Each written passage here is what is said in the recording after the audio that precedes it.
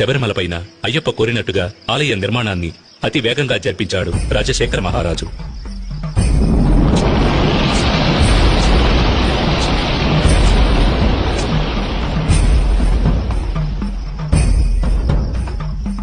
ఆ ఆలయంలో జీవిత తత్వాలను వివరించే విధంగా 18 మెట్లను కూడా ఏర్పరిచాడు.